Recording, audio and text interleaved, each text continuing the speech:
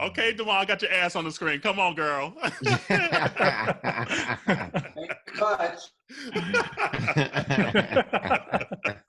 I don't know. I was reading this article and it was talking about like how he's going through that right now because he pissed on his Grammy. Yeah. Then I went on Twitter and I saw like he posted all his contract stuff, and I was like, damn. And he putting people on blast, like actual names of who he's talking to and everything.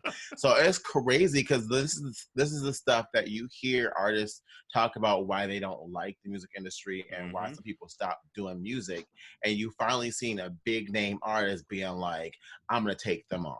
Yeah. You know, so it's just dope just to finally see, even though he's, like you said, he's on my side list. He's on my list right now, but what he's saying is absolutely correct. But right. Like, damn it, Kanye, we couldn't for you. And let me shut up. We'll save it for the comment. Right. I like how come on, Brandon, with the hair flick though. Pause for a second. We gotta give that look. I know. I'm so here for it. Hey, what's up, aunties? This is Brandon from Chicago. What's brewing today? Introducing AunTea Pelle. We're Black men in recovery. And still fighting for Breonna. So get your cups ready for Minoritea Report.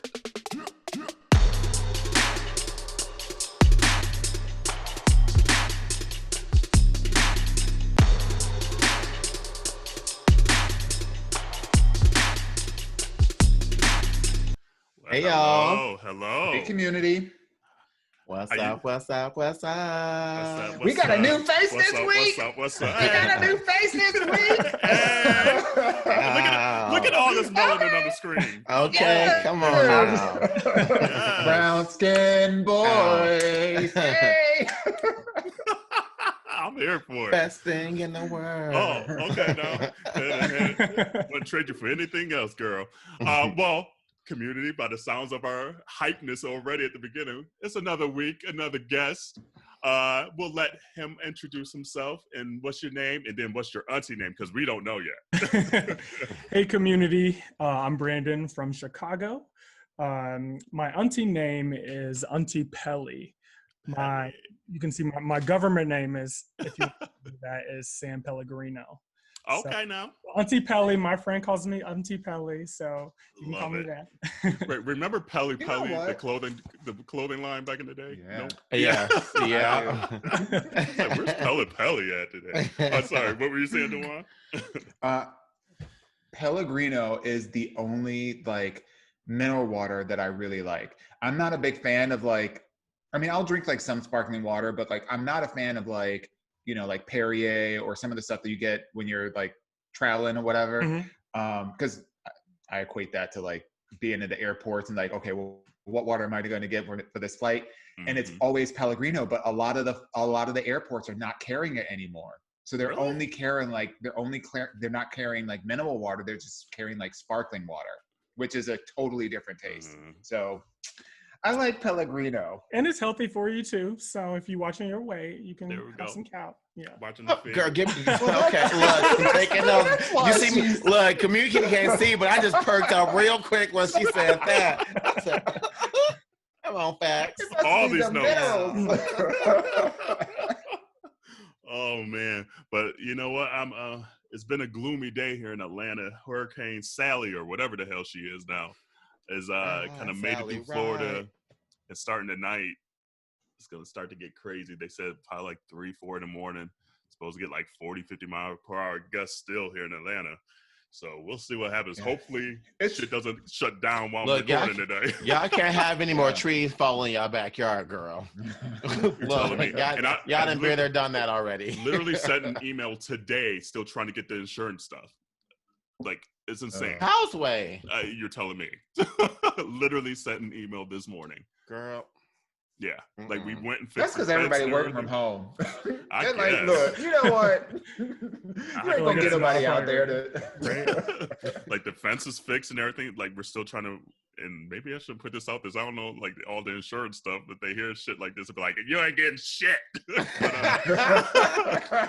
yeah, we're like landing on our hot tub. So we're trying to get our hot tub replaced. And so that's the part we're waiting on as well. And I'm like, it's been like 2 months almost now, like 6 weeks, and then you're waiting on the insurance decision to reimburse it, or you're waiting on the check?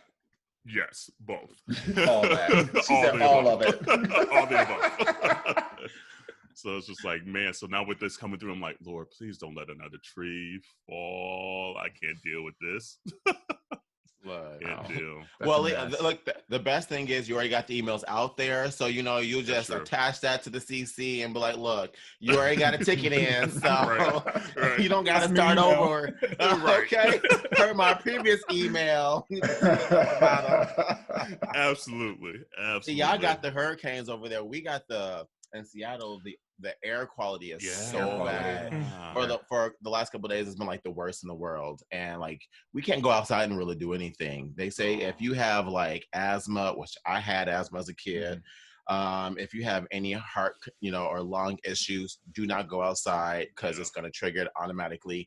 On top of that, you're more susceptible to COVID now, girl. Yeah. I had asthma. I have not had asthma since I was like in the 7th grade, but with this fog, it started triggering my asthma again. Yeah. And I'm like, please, Lord, I don't need to go. I can't go and get an inhaler like that anymore. Like, so it's, girl, this, the world. I was talking to people in California earlier. I was talking to people in California, they have like double masks that they have to wear. They have to wear the COVID mask, and then they have to wear the air quality mask on top of that. So it's like, I mean, they don't have to, but like most people are, because the air quality, like you still have to go out and do things for people that are doing things or whatever. And you have to be able to breathe. And even when people get in their own cars, it's still, you're getting air from outside. It's coming through. So it's just. Stay your ass in the crib. Yeah. Oh. Yeah. Uber Eats. Right, huh? But anyway, we continue. This has been the year of guests and things like that. We promised you at the beginning that was our goal, and we're completing this goal. And Brandon's special guest, before we even get into like his platform, small ass world moments with him, because like I don't even know how it started. Like I think it was, so I was listening to an episode a couple months ago when y'all had Danielle on the show, and so he was talking about family and stuff, and I was like, I wonder what his ethnicity is. And then Karel, you were saying your husband is Lebanese, and my husband is Lebanese also. And so I slid into them DMs, and I was like, where's your husband from? That's how it go. I was like, where's your husband from? Where he at? Wasn't she just talking about last week? Wasn't Karel just talking about, we haven't really talked about expanding outside of our relationship, and now all of a sudden it's all coming out. Well, listen to how crazy it gets, though. So our husbands are from the same town in Northwest Ohio. And so he was like, oh, my husband's from Toledo. And I was like, oh, my husband's from Toledo. And he was like, what's his name? So coming to find out, his family grew up with my husband's family. Like they went to church together. He sent us a picture of them like at a church event last summer. And it was like his husband's brother. Yeah.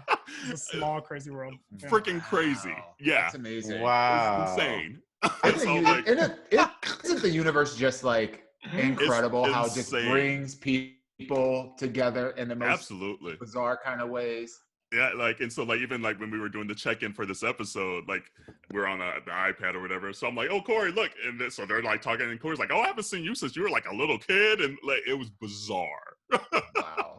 Bizarre. But anyway, so yeah, small ass world. But Brandon is on because he has just recently launched a platform, and I guess like I'll let you explain it. What is the platform based around, and how did it start? Yeah. So just trying to figure out where to start. So I guess let me explain my auntie name first.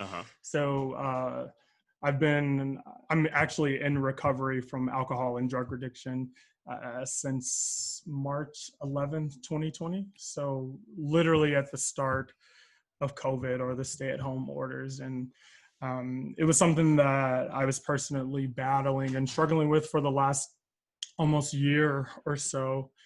And so went through an outpatient treatment program for my addiction. And I've just been journaling and writing probably for the last couple of years, and I hadn't seen a lot of support or a lot of really like Black men and then Black gay men talking about going through sobriety and living a sober lifestyle. So I created this Instagram platform called FromAlx.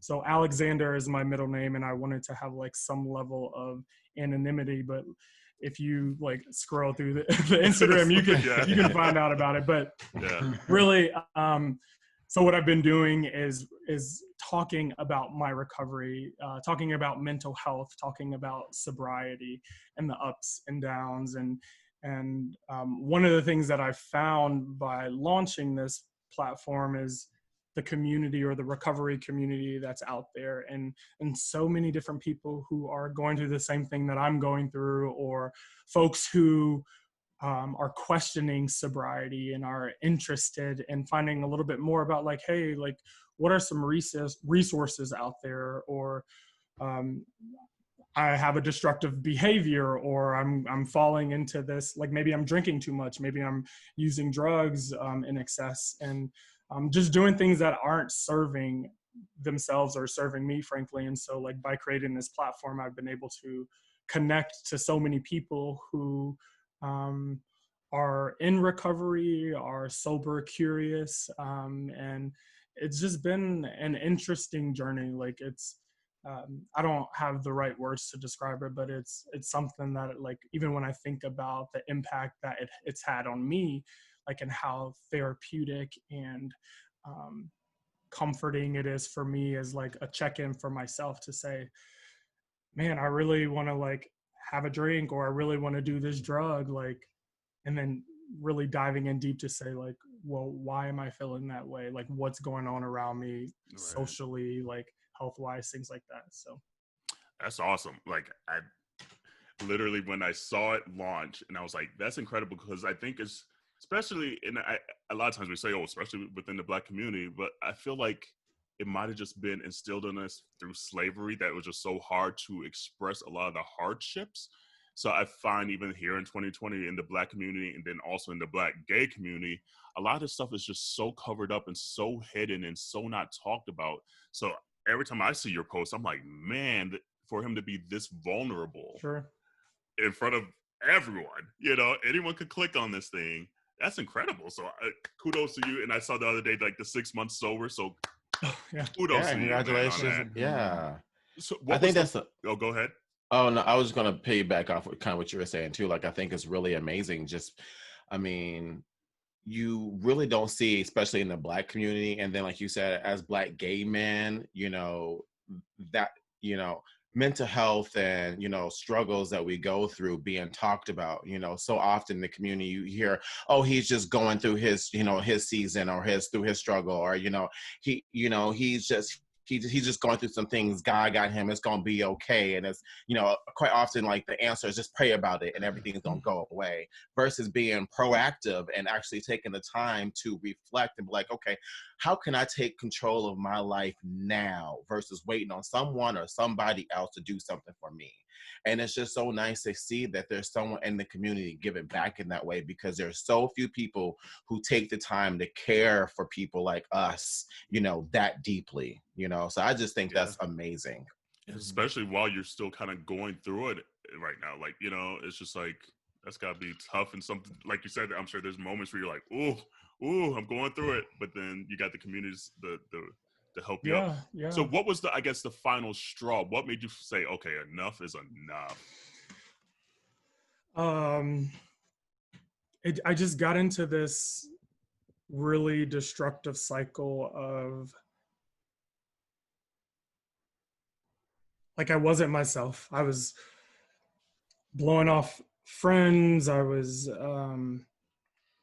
skipping family events, showing up to work inebriated. And then it was one night, my husband and I, we got into an argument, and like just a really, like, it was a destructive conversation, and the like police were called. Thankfully, like there were no like like fist or anything exchanged, or it wasn't a violent altercation. It was just one of those things where it's like, okay, this is like where we at, like hitting rock bottom. And I vividly remember sitting like in the back of a police car, because like the police showed up at our place at like 4 a.m. in the morning. And they were like, hey, what we typically do in these situations, and we separate the couples. We ask one to leave, and I ended up leaving and sitting in the back of a police car, like going voluntarily. And this was back in March. So literally it was like March 11th or March 9th or something. And so I was sitting in the back of a police car, and it was like 4 a.m. and I'm staring out the window in the city of Chicago, and I'm like, how the hell did I end up here? Like I was like naming all these things that I've accomplished just in my young life, my young career. I'm like, I went to college, I got a master's degree, I got a really good job, all these different things. And it's like, it didn't matter at that moment in time. Like to these police officers, I was just another like, drugged out, like Black man sitting in the back of a cop car. And I'm getting kind of emotional thinking about that, because it was tough. And I like looked a mess. I didn't have on like, I had on like flip-flops, and just like my lips were chapped. I literally looked a hot fucking mess. And so that was the moment when I was like, okay, like this is enough. And then like my poor parents, like they came and picked me up from the police station. Honestly, like I was just sitting in the waiting room, like, and I just saw the look of like heartbreak on my mom's face. And so it was like, who is this person and how did I end up here? And where is my life heading? That, and like, what can I do to change? And so like spent a week on their couch at my parents' house. Like my husband and I spent some time apart. And I haven't shared this a lot, but like he went essentially back home to Ohio to finish up a few things and to be with like his side of the family and to finish up on some of our projects. And I essentially hung out with my parents for 2.5, 3 months while I got my shit together. And like I look back on that event and think about like what would have happened if I wasn't sitting in the back of that car, or what would have happened if the police hadn't been so, I don't know, compassionate is the right word, but just like there's a Rolodex that I play in my mind of like all these different train of events that could have occurred. And I don't know, I think it's by the grace of God that I'm sitting here right now. I think with therapy, with my outpatient program, like all these different tools and skills and stuff that I've learned. And that's like, I still go to like AA meetings and stuff. So this has been a journey. Hang in there. That's incredible. And that's kudos to you again, because like you said, it's like almost this fork in the road. It's like either you continue the destructive behavior and find ways to justify it and things like that, or you change, like there can't be any middle ground on it. And I'm proud of you for choosing, hey, I need to get my shit together. Sure. I don't want to be this statistic of a Black man that they always see that on TV and Trump always talks about. And, it's just like, that is a big awakening, saying, I don't want to be that. And I think one of the things because I tried this last year where I was like, hey, I'm going to start meditating. I'm going to like start doing yoga and start seeing a therapist. But then like a year ago, like before COVID, like I fell back into the same like patterns and same destructive habits and stuff. And so at the end of like my recovery program, I was like, okay, like what can I do to stay sober, to maintain a level of sobriety, to just stay focused on my mental health. And a part of that, and I guess why I am so public about it, is like sharing my story. I want to like create a pathway or help others feel comfortable to like own their sobriety or talk about their own mental health issues. But then also it holds me accountable. Like I can't be writing a sober blog and I'm not sober. I can't be on this podcast talking about sobriety and then like want to go use drugs afterwards. So it's a level of accountability for me, as well as a way to help other people. Yeah. It's just wild because I think particularly in the Black community, there is so much pressure for us to put on like the facade of everything is okay. And for us not to talk about or address the things that are really emotionally happening behind the scenes. You know, we're taught at a very early age to suppress a lot of the things that are bothering us and to not let your, you know, air your dirty laundry on the streets, so to speak. Right. And so, you know, we get all these messages like you have to kind of like, you know, you have to be better than your white counterparts. You have to act a certain kind of way. You have to get a certain kind of education. You have to better yourself, and you have to present all of this stuff out to the universe. And none of it's really addressing the internal things that are going on with us interpersonally. You know, a lot of us are dealing with a lot of baggage that, you know, that somehow ends up manifesting itself in some way, shape, or form, you know, and you never really know, you know, what your friends are going through, what your family is going through behind the scenes, because I think we're taught so much to like mask it all, you know. So the idea of, you know, getting caught up in, you know, very destructive behavior, whether it's, you know, the way that we, you know, go after things sexually, go after things from a, you know, drugs and alcohol standpoint, go after things from a relationship standpoint, it does have a way of finding itself out. And so again, you know, I echo Corella, you know, I think the fact that you found help externally to help you identify your, you know, your demons and to help process through that, and the fact that you're using your voice and your experience as a way to help other, you know, not just, I would assume, not just Black men, but other, you know, gay men or anyone else that is just dealing with their own personal demons, I think it's really commendable. Yeah, I agree. Especially in the gay community, because I mean, there's part of this culture of trying to, what word am I looking for? Almost just like have this, like you said, almost facade of gay cultures, like the party scene and the drug scene and all the boys and this and the bodies and this and that, and just trying to keep up with that. It's so easy for a lot of people to fall into destructive behaviors because it's so prevalent and it's deemed okay in gay culture. I mean, go ahead. Oh, I was just gonna say, I've noticed it actually being like more in your face. Like I feel like in the last 5 years, I feel like it's been more, you see it way more than you used to before.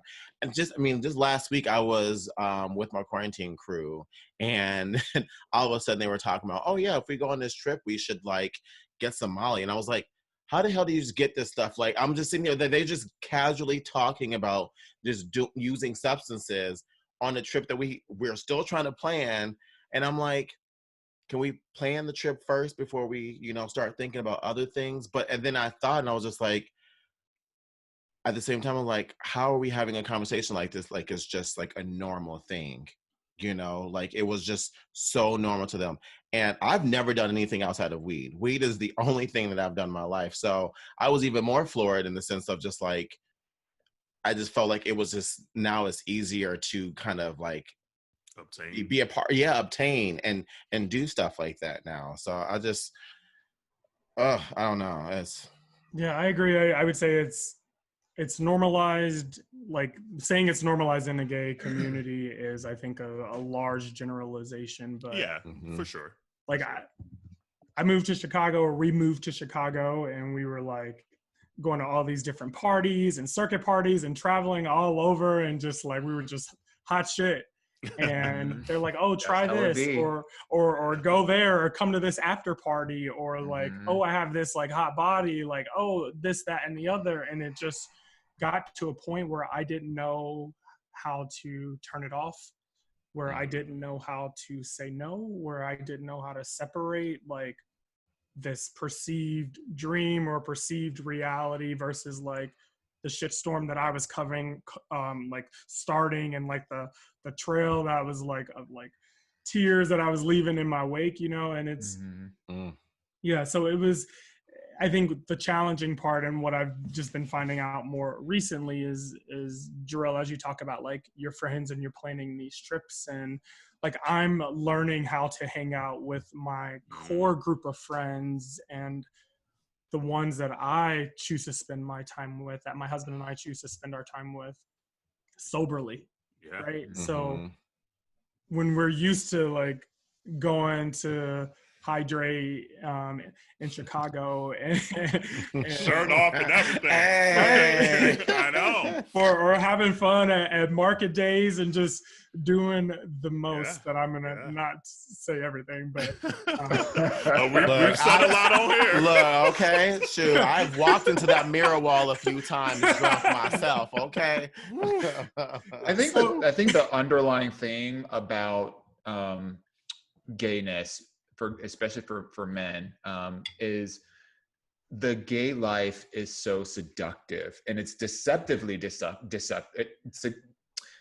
it's deceptively destructive, because as you're coming into who you are as a person, you realize that based on a lot of different things, based on your interests, based on your looks, based on your locality, based on the things that are going on in your particular city, you now have access to a life that is completely a 180 from like your professional life, from your church life, from your friend life, from your family life.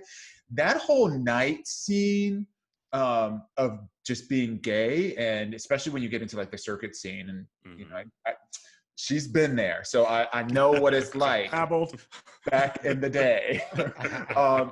But it is very deceptively seductive, because underneath all of that, there are things that are unresolved that allow an individual to fall into very destructive behaviors. That is, things that they're doing sexually, things that they're doing chemically, things that they're doing, emotionally, things that they're doing within the context of their relationships, And when I say relationships, I'm not just talking about boyfriend, girl, or boyfriend, partners or whatever. I'm talking about even within your friend groups. I know so many, and I've had experiences where friend groups were destroyed because people were just like doing the most stupid shit because they were caught up in the life. Oh yeah, I'm gonna sleep with my best friend's partner, or whatever, and blame it on the binger, and at the end of the day, your actions have real consequences, not only to externally, but also internally. And I think it's so easy to get caught up in the life because it's so new, it's so different, it's so like Hollywood. Hollywood. That's the song that was in my head the whole time. Right. Are they still alive? Because I would have been and killed them if they did that to my man. Fuck a friendship. Take a life, bitch. Okay, look. It happens. An eye for a life, not an eye for an eye. If you've been to an after party, that part, and you already know. We've all either lived in Chicago or been in Chicago a lot, and we know the scenes there. Honestly, I only know bar clothes. And say again. I only know bar clothes. I've never been to an after party or an after party.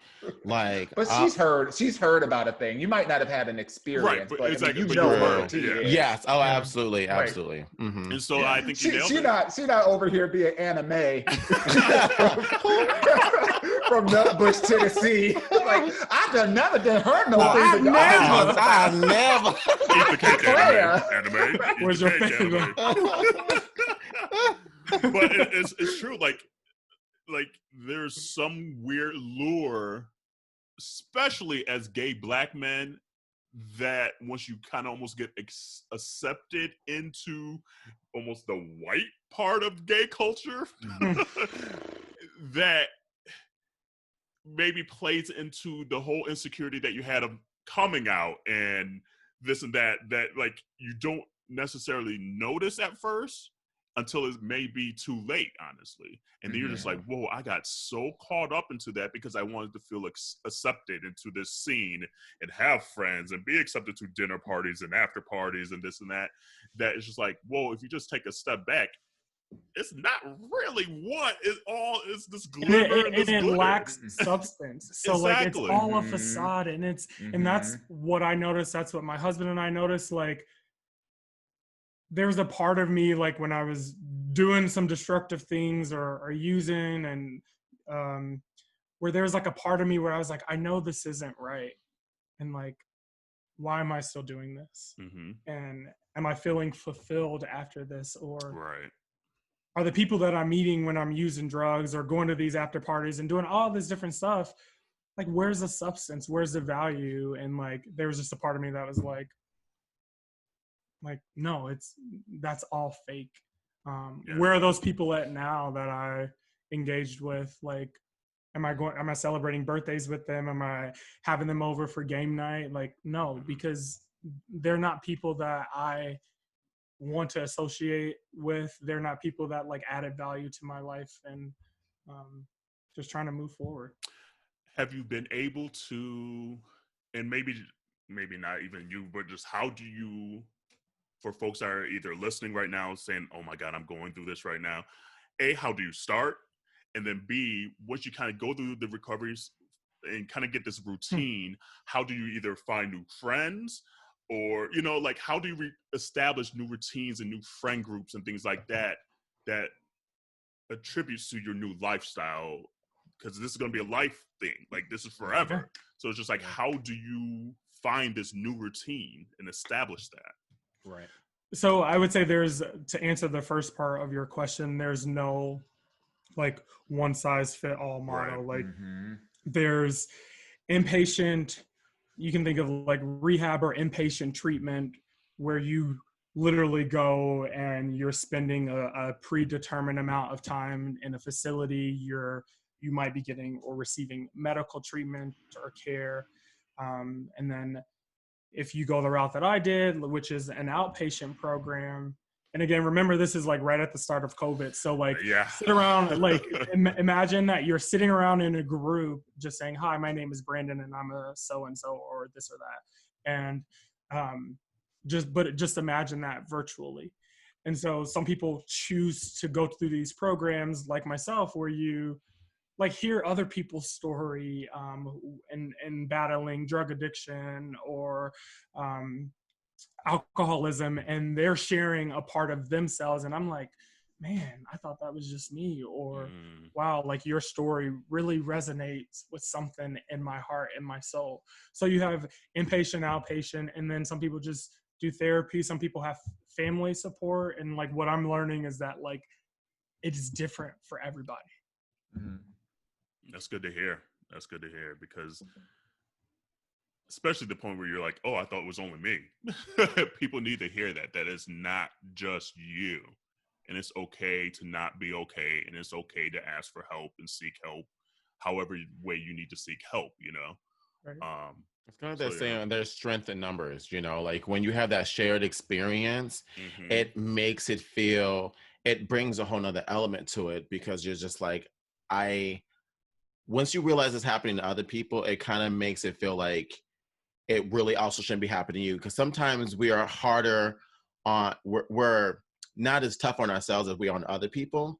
And so when we see that it's happening to someone else, then it's like, oh, maybe I should actually think about this more and be tougher on myself about the things that, you know, that are happening to me, or be more cognitive of what's actually happening to me, versus it letting it be like, oh, that's just life. It is what it is. You know, like, oh, actually it isn't what it is. There's something behind it, you know?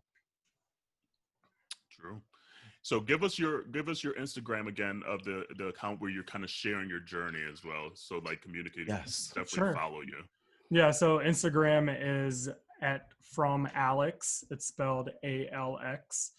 And again, it's me sharing journal entries, post-it notes about recovery, about mental health, and overall like my sobriety journey. And so what I'm doing is I work with an artist who really captures a lot of the like images and things that I see in my mind. And so I'll like write a post and I'm like, oh, I see Alex, this character who is going through his recovery journey. And so Yeah, I appreciate you guys allowing me to be on here. Absolutely. And thanks for It's being here, important. bro. It's For important. real. With all these locks. If you're not watching on YouTube, by the way, Yes. he's sitting here with all these locks. You better twirl them shits. Oh, and before I forget too, Stiff what? subscribe. Right. Stiff wet. Stiff No wet. well. Subscribe and all that good stuff. Hit the like button, the bell button. Please be sure to follow FromAlx, right? Correct. Yeah. Exactly. Please be sure, because literally I'm learning stuff every time I see the post. Like, I literally stop what I'm doing. Probably should be working, but stop what I'm doing and read it and everything. And it's hitting home to me, even though I haven't gone through like any kind of substance abuse issues or anything like that. It still kind of strikes a chord, because we've all been in situations where we're just feeling insecure and things like that about ourselves and trying to grow and be a better person. So thank you for doing it. Thank you, because it's vulnerable to do shit like that. I guess he's going to be here the whole episode, so might as well get his opinion on some Ask Your Auntie questions, and it's a juicy one today. It's a thesis. So, oh, it is. All right, what time is it? Oh, we'll let him sip his water first. Okay, you ready for it? All right, what time is it? Ask your Auntie.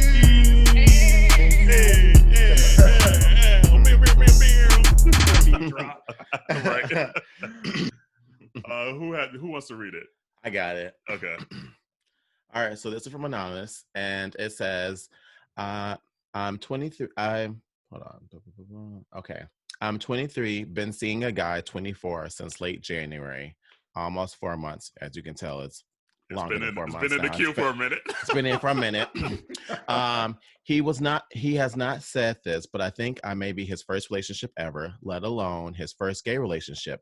Things have mostly been very good for us during this time, but something happened recently that really bothered me and has been on my mind ever since. A couple of weeks ago, I asked him if we were in a relationship. I thought this was a no-brainer, and I kind of just wanted to hear him say the words. Thing is, his response was not at all what I expected. He told me, no, we are not. And that one day he will meet a woman, and when that happens, he will end things with me so he can start a family. But we can still be friends. The gag, okay?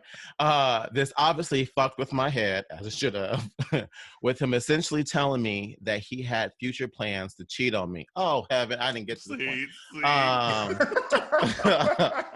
Animated got shook. Look, what I want and deserve is to be loved, and what is best for me is to be happy right now. He makes me happy. I expressed all of this to him, but I don't know how to go forward from here. What should I do? Should I just walk away from this now and protect myself? Should I just try to enjoy the time we have together now? I think that the longer this goes on, the more it will hurt me in the end. Any advice you could offer would be great. Thanks. I literally, do you guys remember like in like elementary school having those little like fortune cookies? The ones that you go bloop, bloop, bloop, bloop, and five, 1, 2, 3, my mama 4, told 5. me to pick this one. Blue, B-L-U-E. Your mama ain't got no elbows. Hot mess. So do we give Brandon the honors of responding? Yeah, we'll let Brandon go first. Brandon, we're gonna let you go first, girl. The flow is yours, ma'am. So how old is 23 and his boyfriend, or who? Not his man. Not some woman's future man is 24. Some him downstairs, dude. Right.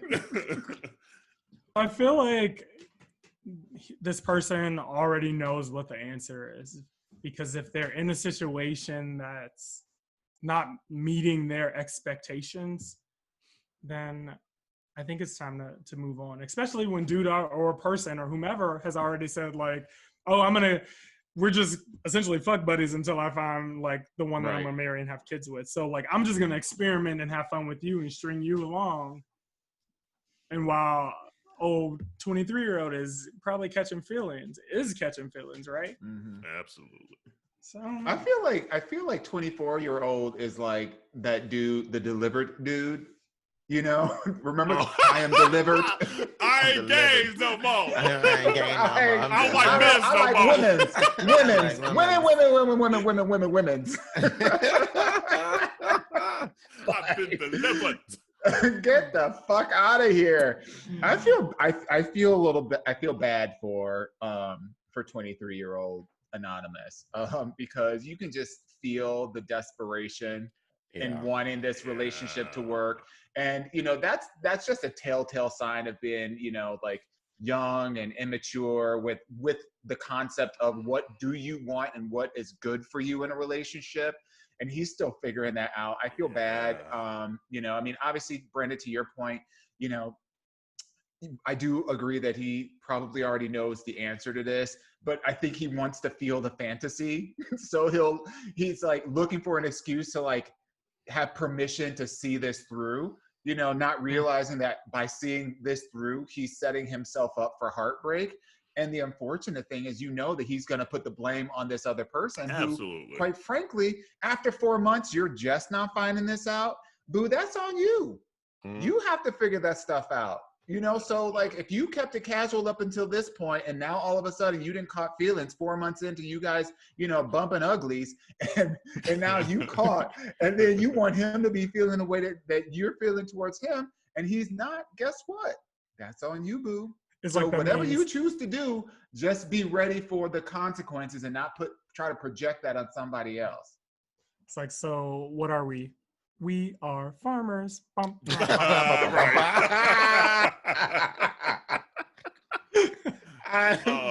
I'm dead. I mean, look, if it walks like a duck and it quacks like a duck, it's a motherfucker is a duck. Okay, like you need to be real with yourself. You got to stop lying to yourself on the important things of life. You know, there are certain things you can lie and be like, okay, you know, you can lie and say your ass look cute in them jeans when it don't. You can do that. But what you don't do is lie about a man loving you when he already told your ass that he don't love you. That's what you don't accept the lie. But you don't lie to yourself on those type of things. I agree with what the lady said. He already knows. He knows. He said it. Right. He said absolutely. It in his question. And I think at this point for him, it's just about, you know, youth and just having to learn the hard way. Some people, unfortunately, have to learn the hard way. They have to go through the hardships for it to land home for them instead of using the knowledge and common sense that they were gifted with, because not all people got it. But when you do got it, you need to use it because it's there for a reason. Yeah. And so he's going to have to learn the hard way. And I'm just excited that, and I hope that when he comes through out of, you know, from the hard way, that it only betters him and it doesn't hinder him. Because, you know, sometimes you go through things, it creates baggage versus creating strength. Come on, Eric. So I'm hoping that it creates strength in him that he knows, now I know, and now I no longer want that.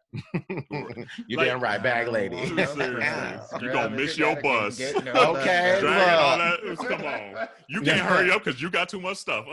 Okay. Honestly, in the question, you literally, every time you asked a question, you answered it. So that tells me you already know the answer. You just don't want to accept it because you're in this infatuation phase. I get it. But ain't no dick or ass that good. I can tell you. That's what I've learned at 36. There's some good stuff, but once it starts destroying you, it ain't that good. Because, wait, like, destroying you how? Look, I mean, finish him. Look, there might be some dick that'll make you want to lose all your credit. I'm just saying. It's true. Right? It's true, but it ain't that good when you come to like realization. You're like, hold on, like I'm like pushing what I want down. Like literally, he was like, what did he say? I'm trying to what I want and deserve. So you already know what you want and deserve. And everything you said, it was not him. And he keep on saying he want to go back to a chick, which sounds like he's going through his own shit. Like, don't take that on. Hey, fix him. Like, don't take that on. You are not Iyanla. You ain't fixing nobody's life. So it's just like, and I get it. 23, there's just something about early 20s versus like later 20s and getting into your 30s. Like there's just this weird. You learn a lot. The light switch comes on, like for real. It's like at the end of the club when, you know, when the light comes on, you're like, Oh, It's like, and you oh, were that's the a good person you were making out. Right. You were like, Right. I was dancing with you. Oh no. Oh my goodness. So it's just like, oh, wait a right, minute. exactly. It's just like, and scurry on out the door and take your ass home. I'm just gonna get my coat real quick. So at 23, it's just like, you're probably hearing us and you know what we're saying is correct, but guarantee you're probably gonna be sucking his dick tomorrow night. So I mean, it's 23 is just a weird ass age, especially again in the gay community, trying to be accepted and all this, and you want a relationship, but you don't, and you do, and 23 is just nasty. It's a messy ass age. So I ain't gonna lie, I feel like I'm somebody daddy or mama right now. I feel Right? like I'm that old person who's telling them With your like, aunties. I done been there, I done done that, you know. Cause like as I'm like thinking about me at 23, I'm like, ooh, Right? that's enough names. I'm like, I dated you. It's Oh, messy. Dated you. Oh no. You it's know, messy. like we all got those stories. We Mm. do. I think the biggest piece of advice that as the oldest of the group, as the Sophia of Come this on, foursome, I think the biggest Damn, advice that that I made me have blanch. is not with your count, not with your body count. True. That's true. But age-wise, though, I think I Rose. was. Yeah, that's true. Okay, Rose. You over there, St. Olaf, Minneapolis. No, but my biggest piece of advice is this is a choice that you have to make. So if you choose to stay with him and he ends up breaking your heart, or you choose to break up with him for the sanity of your heart, that is a choice that you are making. So whatever it is, don't put that on him. So if you choose to stay with this guy because you're thinking in your heart of hearts that maybe he'll change his mind, maybe the love is so good, maybe all these maybes that you fairy taled out, and he's already told you what he wants, and you choose to stay with him, and then he ends up, hopefully it doesn't happen, but if he does, which it likely will, break your heart, that's not on him. Because I think one of the biggest mistakes that people do is they project on other people decisions that they know they should be making for themselves. Ooh, you better preach that. The moment to be mad is when he said no. That was the moment. That was the moment to be mad and be like, oh, so you just wasted my time. Yeah. At this point, you have now enabled him to waste your time. So he's 100%. just doing what you letting him do. That part. Right. And here's the thing. Here's what's going to happen. If he marries a woman, you still going to be the side piece for 40 years, and anybody got time for that. That's what's going to happen. Look, never the meal, always a side piece. Seriously. Ho! Side by Ho! So I don't know. Anything else, Brandon? Anything else you want to impart to this young person? No, I mean, I feel like we covered it, but just so because I ain't got nothing else to say to that. That's just messy. Grow up, get some years on you. The dick ain't that good. There's gonna be some better dick, and even if not, there's gonna be there's gonna be some comparable dick. And listen, since he said you guys are not together, then go out and have sex with somebody else. And then tell him about it, and then see how he reacts to that shit. That would be pretty interesting. That's Just a 24-year-old shit. Right. Play Keisha Cole, Let It Go, and go out with your girls. I don't changed have my mind. Hey. I don't love her. Nuh-uh. That's some 24-year. Don't do that, because that's how you can get in like altercations. Don't take the wise advice on that last part. that's sound like me. Okay. I was like, what? Okay. I mean, that's not like altercations. But if y'all not together, then why would you be keeping yourself, sacred for him? That part. Oh yeah, I would just call a spade and just be fuck buddies. If you can separate that. Yeah, I don't think you can. I don't think it's hard can. So anyway, continue to send your auntie questions as messy as they are. We'll keep you anonymous. Send it to aya@minorityReport.com or DM us or text us or call us or send a plane over the crib or something. I don't know, but continue to send these questions in. I do have a quick update. Remember, and I forget which episode it was, but there was an Ask Your Auntie question from another anonymous where they were of a certain age and they were contemplating dating somebody that was younger and they were asking for our advice. Yes. Girl, they in a relationship now and they are very happy together. All right. Congratulations for taking the advice, taking a leap of faith. Exactly.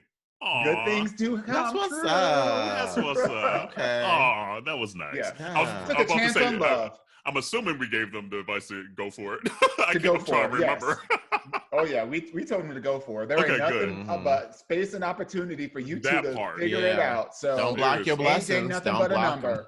That's Mhm. They are exactly it. very happy together. Oh, that's good to hear. Yeah. Come on. You the know what community. else is If you have nice? more updates, let us know. Yeah, but what else was nice though was that Chris Evans leak. Bitch, the dick pic. Here's the thing. Well, hold on. Oh, Here's Captain, what my Captain. Here's what people are not saying. Throughout all this commentary and all these tweets I've read, no one has said this point, and it was literally the first thing I thought of. That pic was like number 2 or 3 up on your list. That means he just took that damn picture. That because like it was like at the bottom. Oh, yeah. It wasn't at the top. Yeah. Mhm. It was a black space at the end. That means that was The a recent last ass one. picture. You was just horned up or something and said, "Oh, let me just take it real quick." So I wouldn't know who he sent it to. And it was like, and the positioning was like, it was so casual because Right? it was He's like, "Let hard me and just to slide the it to the left, side." but you saw his legs, so he was lying in the bed naked, Mm. you know, taking a picture like. Yeah, he's like, "Let me just slide it out the side to the boxes real quick." It's like you see it. He's like, you know, she's standing at attention. She's ready. Why don't you come on over? It was nice. Man, It was nice. It was a nice shape and everything. Bitch, y'all see on Twitter how like I forget what meme it was, but they were like calculating like the photos of him in one of his movies from the 90s where he was like in his underwear, and they were like doing math from like his navel to this underwear line, and then like and they were talking about the bulge, and they're like, he's probably like 7.13 inches. Well done, like it was a gay person that did that, huh? Yeah, I was like, I can't over here doing math equations off a picture, and then got that's not worth it. He was on Tamron Hall this week too, talking about. saw she that. asked her, and he didn't really answer it because he was still embarrassed about all that. But at least he used it for good measure. He told people to go vote, Yeah. and all that good stuff. But here goes to the couple questions. With it spreading on Twitter like that, and say if it was a woman, like we would have been like, "What the fuck is what's going on? Like this is crazy." But it was a dude, and we were having a field day about it. Is there a double standard about leaked pics like I don't that? know. I feel, but the difference is it's not leaked. He exposed exposed himself. You know, right? So like, if it was someone else that had leaked Totally this, different. I wouldn't have been for it. You know, Okay. but I still do agree, though. I think there is a double standard because whenever there's a man, I know for I've seen a celebrity. I'm like, Me oh, too. whose is it? Who is I've it, been on right? here, you know. Be on But Twitter real quick. Right, but I also think that's also because me as a gay man, you Uh-huh. know, wasn't done that. So I think it's. But I mean, like a straight man wants to see like a Scarlett Johansson or whatever. Like Right, so I think it's just the sexual double preference. standard. I think the double standard is in the gender roles because you don't have women that are out there taking a picture of their titty, you know, or their vagina and just like having them in their phone. They're You know what I mean? Chris- Like, Gracie Teigen says Kristen she Teigen does. says she does. that is an outlier versus the norm. Whereas Yeah. the norm with men is to be taking pictures of their dicks All and day, sending every it day. to all day, every day, unsolicited or solicited. Like You're that is the norm. So I feel like it is more likely that given the same circumstance, if it was if it was a Scarlett Johansson and you got a picture, you get a screenshot of what was in her phone, it would be like roses and daisies and Cabbage No, Patch hers dolls. leaked a few years ago. That's why I'm I just picked saying, Scarlett. like, I'm not let's not be specific. I'm Right. just saying, Right. generally. She's like, there's somebody out there for her. Look, she got I could have used Angelina Jolie or Madonna Okay, too. look. I'm just saying, like most Right. women, not the outliers, but most Right. women don't have pictures of their vaginal area or their titties or whatever. You know, Let us know, community. Is that true? Like our female community members, or do you be sending just as nasty pictures too? I haven't been with We all women know like the answer that, to that. since 1994. It seems like, so I don't even know. That was before texting. But what would you do if that was you that accidentally leaked your dick pic like that? Hey, I would have What would you owned do? it. I would. Yeah, same. I ain't got nothing to hide. Right. I'm You like, only seen got it. one. You Nothing liked you it can too. do about it. It's like you see Right. it. Hey, you see it. I remember. Check the Yelp review. Has anybody? Huh? What? Check the Yelp review, and you'll be all right. But the question is, have you ever like accidentally exposed like one of your dick pics from one of your friends? Like they were looking at your phone or something like that, and you had something in there. Has that ever happened to you? As a friend of yours, like not just an acquaintance, but like somebody that you call like a road dog, like somebody that's a Judy of yours. Have they seen my dick pics? I mean, back in the day before you could have your hidden you used to have to say, I'm gonna give you this phone. Scroll at you your get wrist. 5 swipes to the right, and you get 3 swipes to the left. The rest is on you. In other words, it was just like, right. You were holding the phone. You never gave up the phone. So I know some people didn't see me, then swiped and I said, oh. Right. Goddamn, you just like slam the phone down. And you like, so anyway. And that picture of Darrell is him in a bubble bath with just his booty cheeks outside of the water, looking back. That's probably true, though.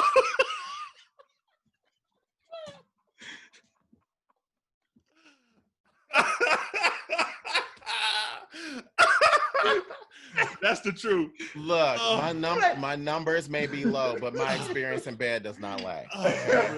27? All right, 26. Right, 26. Oh, 26. That's right, she been listening. Oh my God, that's funny. That is seriously. I don't think I would care. Days, it doesn't bother me. I remember back in my single days, me and a friend were sitting at in where were we? Somewhere in Boys Town or whatever. And I got a Grindr message or whatever. And I was telling him about this guy that I'd been messaging with or whatever. And I opened the message because I wanted to show him like the dialogue or whatever. And I forget the circumstances around it. But at any rate, I forgot what I had sent and what I had received. It was like, oh, well. Yeah. Oh, well. Oh, well. There you go. And then that same person then sent me a snap accidentally, so we even. Yeah. Hey, it is what it is. I know, like I always say, like getting into politics. Like part of me thinks getting into politics, it might happen for me one day, but then I'm like, man, it's gonna be day one, and that dick pic gonna leak because I know it's probably somewhere in the ether out there. Girl, day one. But I think I would own it. Like, it's just like, it is what it is after a point. Yeah. Like, we all do it. We've all done it. I know that's an overgeneralization, but a lot of people have. I feel like after, especially in politics, after the whole Anthony Weiner incident happened, I do feel like, and that was a different set of circumstances. Like he was married and it was like a very different set of circumstances. Yeah. But if you are a politician and it came out, like it is very likely that between all the hacking that's happened with like the cloud and with Snapchat and, whether it is, you're personally leaked or it's something that was obtained through some of these other kind of like hackerations and haterations. In this dancery. In this dancery.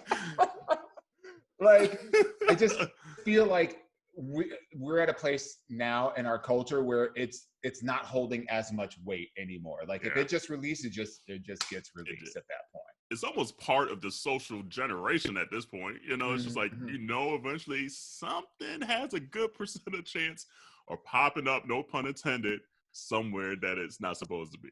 But I feel like we expect. I just wonder what it's going to. Oh, go ahead. Go ahead, Brandon. Go ahead, Brandon. I was going to say, I just feel like we expect politicians and folks like in the public eye to have like an immaculate history and past. And when something does surface, we're like, nope. Right. Canceled. But I feel to that point, like I do feel like because of like Old Boy in the White House now, I feel like those kinds of expectations are we're not, I don't think that we, the John Q. public, are going to hold our politicians to that squeaky clean, like, oh, you can't have anything in your past kind of thing. I think that we'll hold them accountable to like their policies. And if you did something outlandish, but like, I do feel like, and maybe, again, this is a sign of the times, but I feel like we're getting a lot more relaxed specifically about sexuality and things of a sexual nature. I just keep thinking about like what's going to happen in like 30, 50 years when you got a whole bunch of grandkids out here that are like, oh yeah, I found a picture of your grandmama online and it's like her OnlyFans account. Right. With the bubble bath. God. Right, it's like a booty cheeks in the or your grandpappy who was like getting it in. It's like, oh, I get my ass from my grandpappy. See, Right. They've got like referential like OnlyFans accounts that are like legacy account names that they're passing down from generation to generation. Have you accidentally seen your Judy or friends or even like out on like the Tumblr days someone you knew? And I can't remember. I feel like we might have talked about this like an early episode or something. But have you ever seen a friends out there in the ether? I have. I saw somebody that. Wait, hold on. And Brandon. No, recently I just had a conversation with some friends and I stumbled on some of his stuff on Pornhub and I had no idea. I'm not gonna put his information out there, but I was like, was it nice though? Was it? It was okay. Alright. It was alright. Yeah. Oh. But we don't associate like that. But it was like not destroy a relationship. Let's not destroy a friendship over here. That part. It was alright. It was alright. I think the thing. Go ahead. Oh, I was about to say I've stumbled on a friend's picture before. It actually, like, I'm just gonna keep it there. Well, it's one of those things. Like, okay, cool. Hey, saw you out there in the ether, and keep it moving. It is, after a while, it's like you see so many penises anymore. You're just like, it's just another penis. Yeah, I have friends. There is a veil thing that does come down. Like that is true. Like you do kind of like it does become part of like how you view that person. Not does like it though? I don't know if for me it does. I'm not saying like you fetishize them or you like you lust after them, but I do say like, oh, that is a veil, like for me anyways, like for me and my friends, I don't know what it is, chemistry within my body or whatever, but I'm not sexually attracted to my friends. I could literally see them in sexual situations and it doesn't do anything for me. So like and I agree with you on that. That's why I was just like my best friends, we could talk about sex, we could talk about, whatever. I could see whatever. And for me, it doesn't change that like thing, but if I see that, then it's like, that's a veil that has been completely like gone away. And that's like in my mind forever. It's like, oh yeah, uncut. Like, like, oh, I can't stand you. Like, oh yeah, uncut. You stupid for that. That was funny. I don't know. Like, I guess I'm just like, if I got all these dick pics from yesteryear, I'm sure this person, my friends do too. So I guess that's what I just assume. It's only a matter of time. I'm just like, there we go. But yeah. And it does depend on like where you be looking too. The likelihood that you'll find something, Twitter and now more than ever, like, absolutely. It seems like everybody who's like in pandemic is opening up an OnlyFans. So like they're putting their goodies out there in the street any damn way. My goodies. My goodies. Not my goodies. My goodies. Anyway. So yeah, I mean, yeah. So that dick pic was cool. Thank you, Chris. Oh yeah, we were talking about that. We were talking about Chris' dick pic. Yes.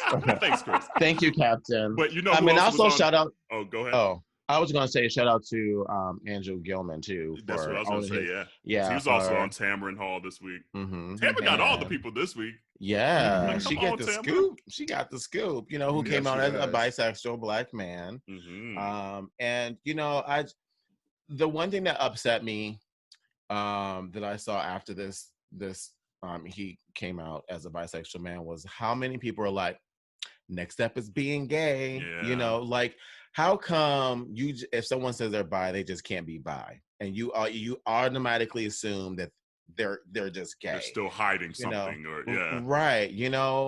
Like I know. I think people put their experience and on that way, right? So a lot of me, like me, when I first came out, I came out as bi. So I was like, okay, well, bi. A lot of people say like bi is the gateway drug to gayness or homosexuality, and so I think that's a lot of people like projecting their insecurities about this. But I mean, kudos to him for like owning his story and owning his recovery, right? I know he has a young family, and so they're being forced into the public eye. I mean, they already were in the public eye because he was running for governor of Florida. And so this whole thing comes up and surfaces. You're not only in the public eye for that, but for your politics, but what you're doing behind closed doors. And so I know it's I can empathize with his family and just how difficult that might be going through this and being so public about it. Oh yeah, absolutely. But I just want to say, I hope those who can accept his journey as coming out as a bisexual person as it is, and stop reflecting their own personal experiences onto his journey. Like, there has to be a level of acceptance where if this is how this man identifies as, accept it. Don't try to put anything else on there. There are no asterisks behind it or none of the rest of that stuff. This is what he says it is, and you need to learn how to accept that. And I'm just and I saw so many people from our own community that were already out that was doing that. And I think that's what made me upset. And it just made me appreciate the strength that man had to have in order to come out like that on national TV too, at that, so I'm with you, Brandon. Like, I sympathize with his family and with him.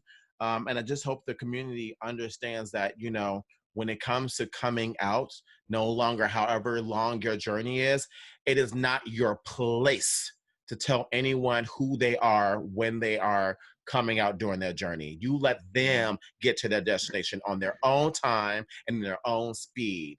And you need to check yourself next time you try to force someone to be more than what they are or are not. Exactly.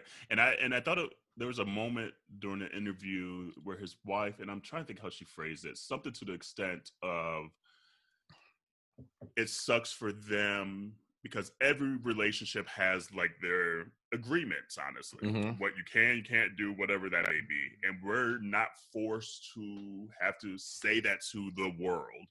And she said it sucks that for them, they're forced to have to talk about to the world whatever relationship agreements that they may have. Because it sounded like that she already knew he was bisexual, even like when they first started coming out. And I watched the Tamron Hall after show for that episode. And Tamron even said during the interview, because obviously, interviews are like 4 hours and we see like 20 minutes of it. She said that even before they got married, and I think actually part of it came out on the actual show, where he told her that he was bisexual and they were like 20 years old before they got married, asked her to marry her, and she had to like come to whatever agreement with herself or whatever it may be to say, okay, he's bisexual, it is what it is, I still want to marry this human being. And they've gone on, and he said something to the extent just like, hey, when you're gay and all this, like, you gay and you have the lifestyle with it and everyone knows you're attracted to same-sex gender. But when you're bisexual, you're almost forced to have to choose, am I going to live like this straight life or am I going to live this gay life? And not even just like sexually, just the perception of it. So it's just like, he's like, yes, here I am finally just saying to the world that I'm bisexual. But now everyone thinks I'm lying about it because literally I was forced to have to choose a lane perceptually out here. And I had never thought about that way. That's just like, wow, if you are bisexual and you choose to, like, you fall in love with the woman, I guess we do kind of almost force people to be like, well, you married a woman, like, you still can't think the guy walking down the street is hot and things, and I had never thought about in that term before. That I'm like, wow, we probably do force people that are bisexual into either way instead of just saying, I'm just being, kind of thing, Yeah. I think the unfortunate thing, in addition to what you guys are talking about, is that we're like completely overshadowing the circumstances that really were the catalyst for him even to have it to talk about this. Yeah. Like he was in a really tumultuous battle, in the state of Florida for the governorship of that state, fighting against some really racist,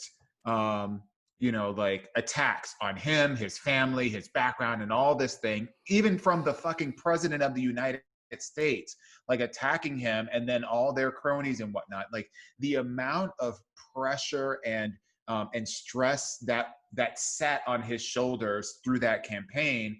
And then at the very end, to have such a narrow margin, and I can't remember what it was, but I think it was like 50,000. Yeah, it was half of 1%. Half of 1%. So it was a very shallow margin, and for him to concede, that, just think about the emotional turmoil that puts on him, his family, his children, and then, kind of going back to Brandon, to what we were talking about earlier today, which is the underbelly of all those other things that might have been going on within himself, in terms of like, how is he, what is his mental state? What is his emotional state? What is his, and his father was an alcoholic as well. So there were a lot of things that were going on. So now you have this huge national kind of like disappointment, right, that he's feeling for himself for having such a huge platform and not being able to rise to the occasion for various reasons, having to deal with that as a loss. And I'm not talking about loss in like just the fact that he lost the race, but like I'm grieving because I imagine myself in this role, this position, giving back to my community, etc. And I wasn't able to fulfill that. And there was a grieving process to help you come to terms with dealing with that kind of loss. And then, the self-medication, it led to some very destructive behavior where he was, found in a hotel room with, some strippers and, that were men, and, there were drugs that were involved and all these things. So, well, that happened first. That happened first, and then he lost the race, and then it was after. It was after that came out, and then he conceded. It was the other way around. No, wasn't it? No, I thought he he lost the race, okay. And then this stuff came out much later. Okay, like a year later. All I'm saying is the sexuality thing is overshadowing, I think, the broader message, which is, I agree. How do we ensure that we are that we have the right kind of support around us to handle, emotional trauma, professional trauma, things that are happening interpersonally that are above and beyond your capabilities, where you start, leveraging or abusing other things to mask the pain, the frustration, the disappointment, and all those things, which clearly that circumstance was, right? And then it just resurfaces. Like, Jarrell, I think a few episodes ago, y'all were talking about, like, what are you doing for yourself? Like, checking in. Because, I'm just putting myself in that situation. Like, if the world is going to shit, in 2020, we already know has been a mess. And so thinking about people who are dealing with economic hardships, health hardships as it relates to COVID-19, social injustice, all these different environmental triggers that, like, if you don't have good, like what we call them, just like in therapy and in our outpatient program, is like coping skills, coping mechanisms to say, what can I do to, like, the shitstorm that's brewing over here, what can I do to channel that into, like, redirect that energy somewhere else so I don't end up in a hotel or don't lead down a path of destruction. And so I don't know, it's just something to think about, just like, how are we checking in and taking care of ourselves so we can deal with the external crap that's going on. But that's why I think it's good with this, about him coming out though, because I feel like there has to be some type of self-healing and self-acceptance and dealing with those issues in order to be able to do what he just did on national TV. I hope he's not doing it because he wants to get back into politics, because she asked him that question. And the way he answered it, I was like, oh no. This almost sounds now like it's him putting forth the steps to get back into the game, like knowing I had to come completely clean to get back into the game. But who I are was we like, to judge exactly, that? Yeah, exactly. You know But what I it's mean? just like Mhm. my thought is just like, I hope he has done the healing, because like you You're guys are talking saying, about his motivations. exactly, because Is if he he hasn't done motivated? Is his motivations coming from the if he right doesn't place do the versus? healing, He's going to end up it's back in going the to same come spot. back up again, and Yeah. that's going to suck. And then they're just going to frame it as a black man again, you know. Yeah. And obviously it's probably maybe me putting fears and things like that. I can't control his life, and maybe he's doing the right steps. But the way he answered that question, I was like, ooh, okay, interesting. It's interesting because So be it, I you do know? believe that he does have a. I do believe that this would be an amazing. If let's just be clear, he could have, for all intents and purposes, not said anything.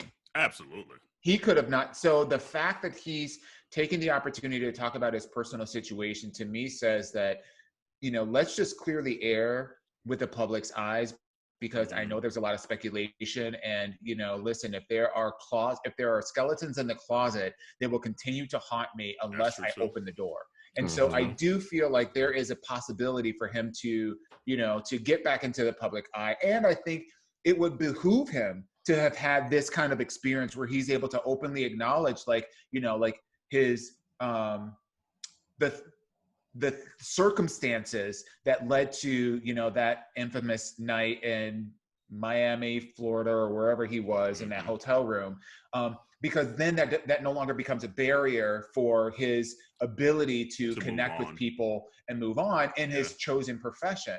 You know, but I do think, again, I just go back to, like, we're like, a lot of us, and maybe this is our lens because we're gay and we're prone to think about this. But I feel like the missed opportunity is focusing more on the bisexuality thing, you know, public at large, versus, you know, the self-discovery, the healing process he had to go through, the amount of perhaps, you know, emotional support that he needed from his friends and family, and specifically his wife, and any professional help that he sought out to help him get to a place to acknowledge those things that were destructive behaviors versus those things that are not destructive. Like, being bisexual is not destructive. It's, you know, just a way of being, you know. But I feel like we would be remiss if we weren't having those same conversations about those things, like the destructive part, you know, to get to a place of healing. Yeah. I don't know. I mean, I know, like, I've had friends who part of the destructive part was because they were not living their most authentic life. Like, I know people who struggle with their sexuality, and so they covered it by using substances of whatever choice that it was, you know? So it very well could be that him just being vocal and being straight up honest about this, which was probably just the main catalyst to everything else. We don't know, but I think it's a step in the right direction. And I think there will be more to come, and I think there's more to his story, and I hope that he is given a chance, if he chooses to tell his story, because again, it is his. It ain't nobody else's damn business. But choosing the profession that he is in, part of the game is sharing your business. So, and I like, Terrell, that you checked the community at large and those that are not part of the community about, you know, kind of like identifying his sexuality for him, because we are so quick, particularly the gays are so fucking quick to, like, switch the game when, oh yeah, we're equality, but then all of a sudden we'll be the first ones to be like, oh no, he ain't this and he ain't that, and that's, why don't you just come out and tell him what you really are? And we'll be the first ones to jump to that line, you know, and start misgendering, missexualizing, misdoing all these things that we're fighting for other people not to do against us. That part. No, absolutely. So kudos to him and his journey of recovery, honestly. And thank you for Tamron, for especially someone that's like a Black person. Like, this is why I love having people in these positions. That's why we need them, because you feel a little more secure and a little more safe to be able to tell your story in a way that it's not going to be misconstrued, or not as easily misconstrued as maybe some other lanes and avenues. So thank you, Tamron. Also, we talked about. Honestly, that she just said She just set a platform really quick. She just set a platform. I think from a Tamron perspective, she just set a platform where you can have those open and honest conversations. And and it's not a place that becomes salacious. You know, like it wasn't about trying to like dig into like, because like the way that the conversation was going between the two of them, it wasn't like she was digging for the dirt. And you can tell that it was just an honest conversation, and that's what I appreciate. I agree. Absolutely. Yeah. Sorry, I didn't mean to cut you off. Oh no, you're fine. So I know we're getting later in the episode, but we gotta talk about it. Oh boy, on the ABC. Like I honestly like talking about salacious. It doesn't surprise me, but I know we gotta talk about it. And it's interesting that he had a specific form that was more geared to the Black community. And he didn't answer no damn question. He didn't give us any damn information. None of the questions. Like, none of the so questions. I'll let Jarrell have it because he was filling it on the text today. But me, I'm like, You know, like there are two parts, two questions. First of all, shout out to the people who were asking the real ass questions. That part. And shout out to sister who was like, let me finish my question. Shout out, look. That was a whole mood. I was like, ooh. And you know that this is not the press briefing. This is not. I am not a nasty woman. And here's the thing, you felt and I'm this close. Even with the mask on. Like even with the mask on, you knew exactly. Shut it. You saw the eye. Look, all you needed was the two eyeballs. You said that. Absolutely. Let me finish my question. Like, ooh, that's a Black mama coming out. I was like, yes, not ma'am. a nail blink. Not a nail blink. But I you're like, she's probably gonna get audited. Right. Look, you know.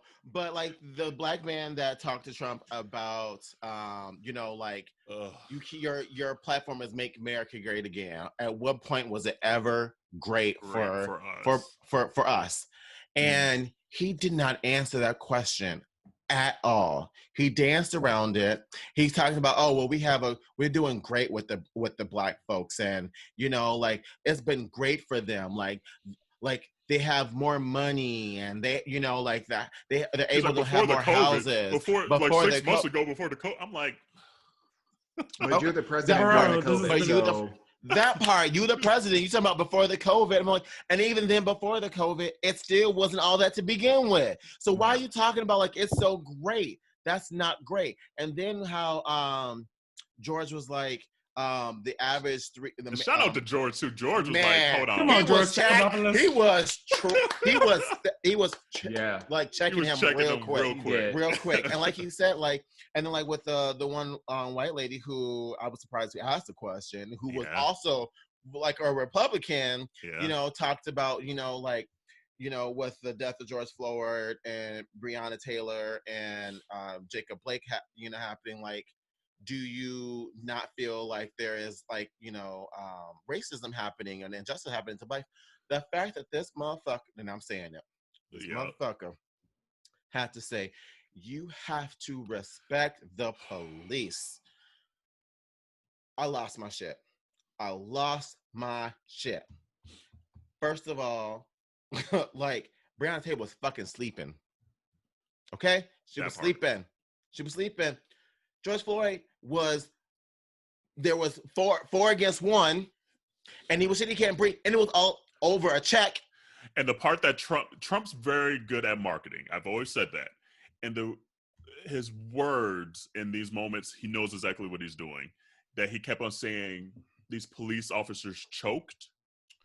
Yes. Is what pissed me off more than anything. Yes. I was just like, you know exactly what you're doing. So you mean meaning that they messed up in the moment. Exactly. They made a bad judgment call. Exactly. And he kept on utilizing the word choke. And I was like, because like none of this surprises me, but that's why it's hard for me to watch a lot of his stuff, honestly, because I know it triggers me. And like, I know we talk about this a lot here, like trying to stay away from stuff that trigger you, like why you keep going back to triggers. I honestly could count probably on like both hands the number of times that I've purposely sat down to watch anything of Oh Boy. I don't call him really by his name anymore. Because I know it triggers me, because I know he just genuinely does not care. So why am I giving time and energy to this human being that I know in the root of my being does not care about anything that is me.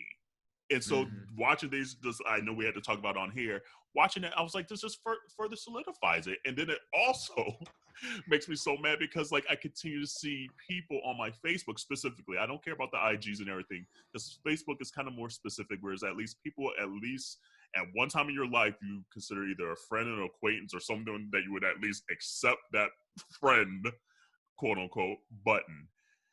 To find ways for them to continue to justify it. So whenever I hear moments like this, utilizing those choice words purposely, then getting on Facebook and saying, oh, I'm voting for Trump, it literally triggers me even more.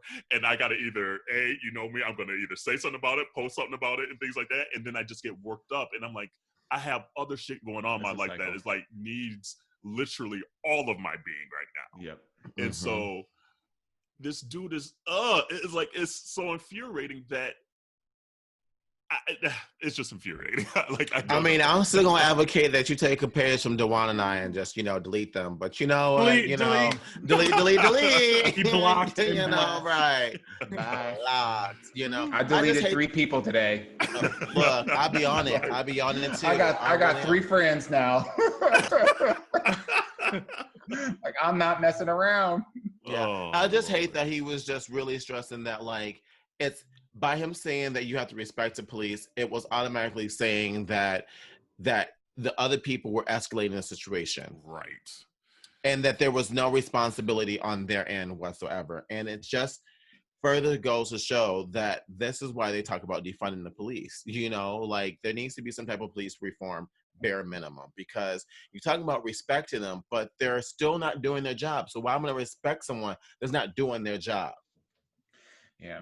And the thing that bothers me, I don't know if it bothers me. I mean, I guess I don't care because I didn't even bother watching. I did catch some of the clips. But the thing that's interesting is that I don't think that the intention of this town hall or anything else that is geared towards quote unquote undecided voters is really an opportunity to connect with those undecided voters. I feel in my heart of hearts that this was an opportunity for him to continue to have a good, I'm assuming it was like an hour.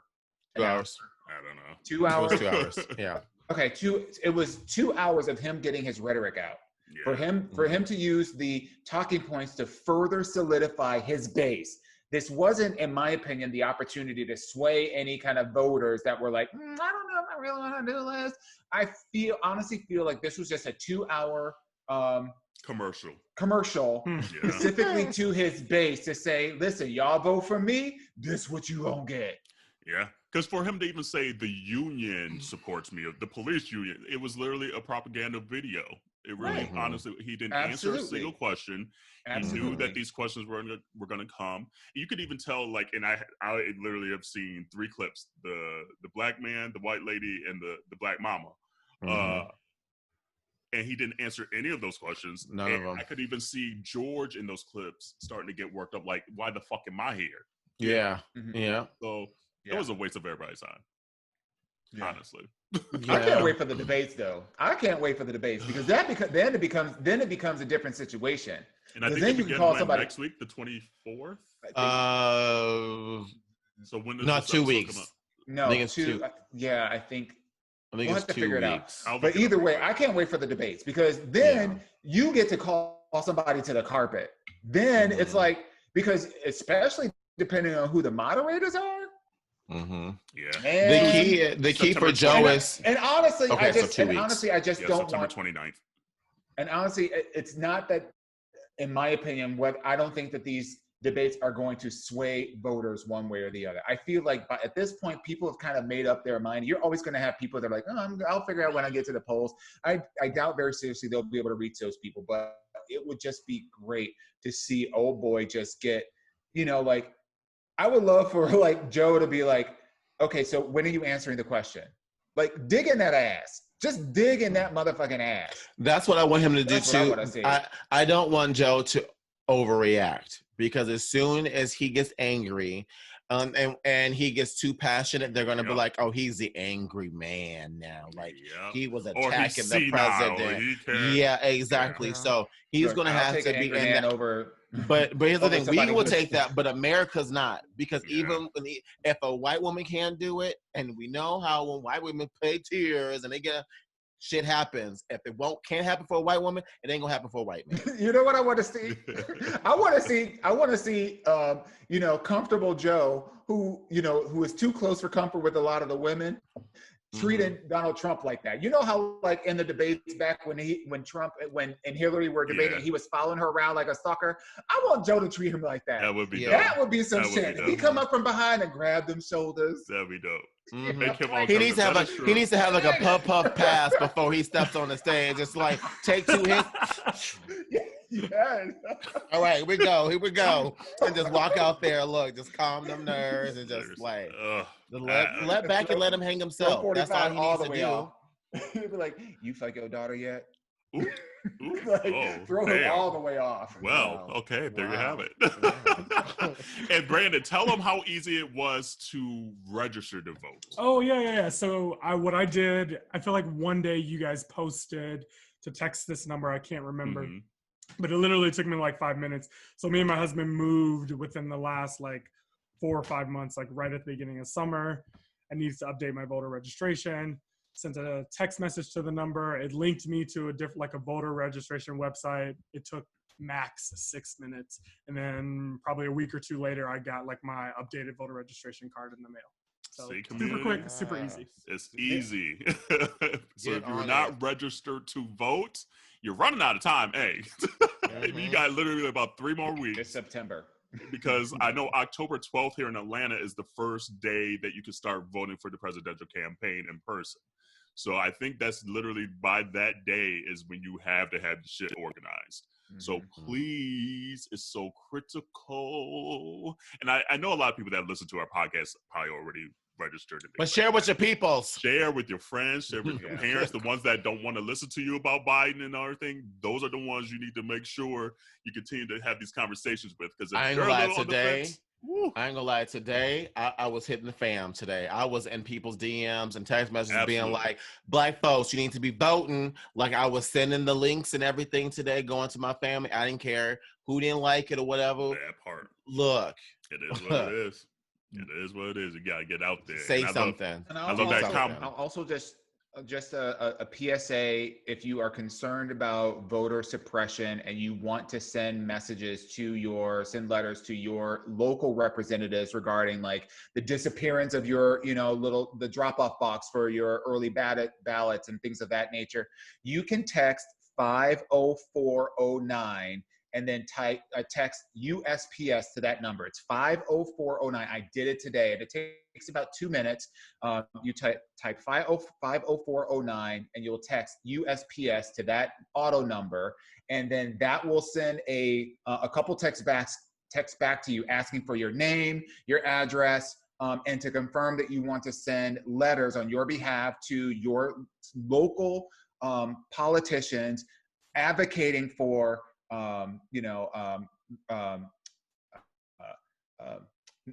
not advocating for, but voicing your concerns against voter suppression and these tactics that are being used to reduce the options for folks in your community to exercise their right to vote. They will send you a copy to your text message and to your email. It's legit. I'll send the link, Crow, and we can post it up on our Instagram or whatever. I posted on my my Facebook today, but I did it today. You don't have to worry about crafting the message. They do it. They just put your information in and it gets sent, and then you get a confirmation from that authority within your local district, confirming that they have received your letter. So it's just as easy. It takes 2 minutes, and you can do it directly from your phone. Perfect. Utilize technology. Like, don't do shit the hard way. Utilize technology. It's easy. Especially in this pandemic. 100%. Seriously, I ain't trying to go nowhere. So, and fill out your U.S. census as well. Census, say that. That ends a week from today when this comes out, I think. Yeah. So if you haven't done it, hurry that shit up. Especially Yeah. if you're in the Black and Get brown on it. communities and you're a Get gay on it. person. Come on now, we need these representatives. I ain't gonna be 46 at the end of this decade. Be like, damn, you motherfuckers didn't. Oh wait, what was that shade? Look, you said 36. Damn. Brandon said 36. Ew. And then Just you that, 46. Ew. Stiff wear. So we talked about it last week a lot, so we won't talk too much about it. But what was your favorite part of Gladys versus Patti? We'll start with Brandon. Did you watch it? Yeah, I watched Okay. it. So it's funny because I'm actually not a huge Patti and Gladys fan. I mean, I am, but I feel like I was just too young when they were Same. in their prime. So Yeah. I mean, Same. we all were. They were 77 and 76. Yeah. But some of us are closer. I will say, like, it was probably like Patti went first, like when they first started, and then Gladys turned on her little instrumental track, and then Patti looked over like, I'm like, oh, we singing. Gladys said, this is a concert. No, but yeah, I mean, and then I think when like Patti kicked off her shoes and then just started like dancing like an auntie. Here for it. Jerome, I didn't watch it. I didn't watch it. I didn't watch it. I didn't. Okay, so here's the thing. My parents are young. My parents were 18 and 19 when they had me. So I didn't grow up on Patti and Gladys. I still grew up on like Mary J. Mary J and Janet, and Whitney, like the young artists that they were more, connected to. So that's really as far back as my depth of, R&B goes. And y'all know this because when we did the bracket, the R&B bracket, I was like, huh? Who are some of these people? I don't know. That is true. I'm there with you. Well, it was a textbook moment. Like that's our U.S. history right there. Shit. Yes, ma'am. Fuck social studies. That's our U.S. studies. I legit feel like this was not a versus. This was a celebration. Like this to me was not like who won out of this match? Like legit. Like I was on, Drell. We were texting back and forth. That was all on Twitter. I was like, it was just like this was like a moment of Black history. It was almost like going to the cookout. You know what I mean? Like it felt like that. And there were like some songs that I didn't know or whatever, but at the end of the day, it just felt more like a celebration than it was like a versus. I agree.